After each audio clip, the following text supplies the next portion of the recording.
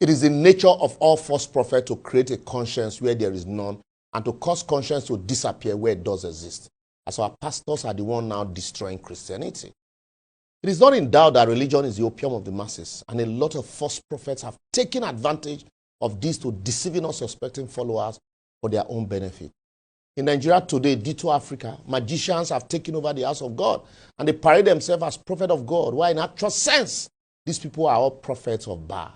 To them, Christianity starts and ends with giving, as they steal in the name of the Lord. The bigger your problem, the bigger you are told to donate. Challenge God and see if he will not offload his blessings upon you, they say. Yet, you never even feel challenge common government when they steal your money every day, but they tell you to challenge God. You believe them, you can believe anything. Wise up upon a scam. Beware of false prophets who come to you in sheep clothing, but inwardly and ravaging wolf. That's what the Bible says. What God cannot do does not exist. And a lie. There are billions of things God cannot do. God gave you a brain, he cannot do the thinking for you. For most of them, religion is nothing more than a substitute for malfunctioning brain. So that's why they remove your ability to do critical thinking and create fear around you, then send miracle to you. That fear, the key that unlocks the pocket of the rich and the poor and gullible. They tell you, even though I walk through the valley of the shadow of death, I will fear no evil, for the Lord is with me. Yet they drive around with bulletproof cars and number of mobile police, enough to form a battalion, as they frighten you not to give to the poor woman in the village, who they claim is a witch, that will take your gift to coven and tie your destiny. So rather bring it to the church so that the pastor will lay hand on it and before he gives it away. All on a job. That's 419 mentality. They would raise sword against anyone that preaches against tithe and offering, or first fruit, or taxes that they collect, even if that person is a true Christian or one of them. That's why everything to them starts and ends with donation. Let 20 people come out to give 1 million naira. After that 1 million, they go still reach 100 naira and 5 naira, stealing from both the rich and the poor. The church and pastors want money, they turn to members. But members want money, they are told to turn to God. Why is your brethren? God is not after your money, but your salvation.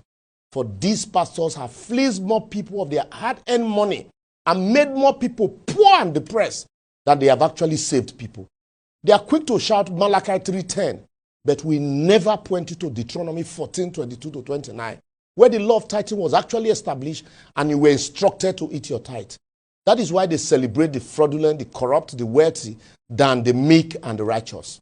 They claim to be modern-day Levi, but they forget that Levi is a tribe in Israel, and yet are not a calling.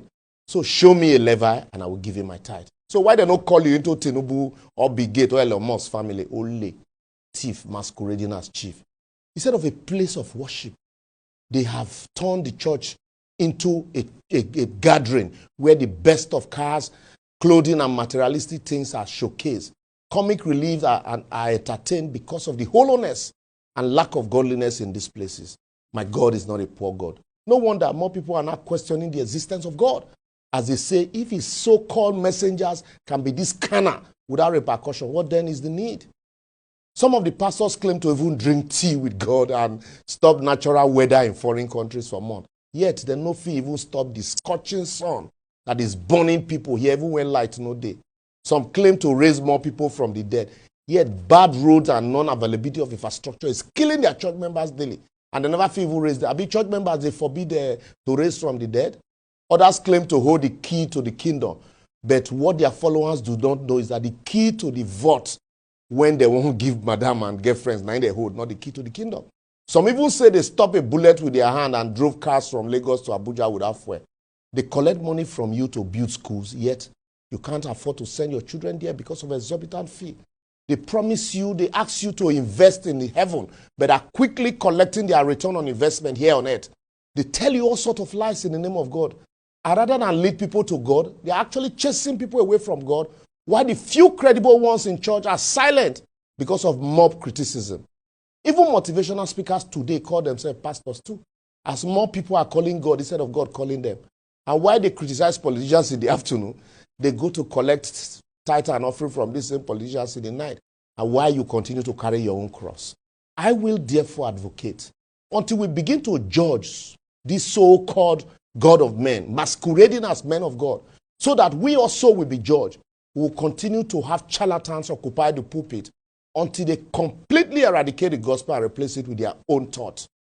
True religious leaders must urgently rise up and speak up if they must salvage the already bad situation. To return to higher standard of living, the church, CAN, PFN, and all other associations must abandon the so-called prophet and seek new leaders of their own choosing. The government on its own owes it a duty to the society to create sanity and must establish laws to limit the proliferation of religious centers, all in the name of winning souls, while they are actually destroying souls. If you like, insult me from now till today. It will not stop me from calling out your pastors. So, well, let me listen to your insults on our comment section in all our social media platforms showing on your screen. And for those who share the same sentiment with me, please feel free to share. We can collectively sanitize these bads, chase this ballhead out of the yard. For if we remove tithe, offering, first fruit, and all revenue collection from most of these churches, they will fold up on their own. Remember, in prosperity preaching, only the pastor prospers, while you who is giving remains poor. So borrow yourself a brain. See you next week.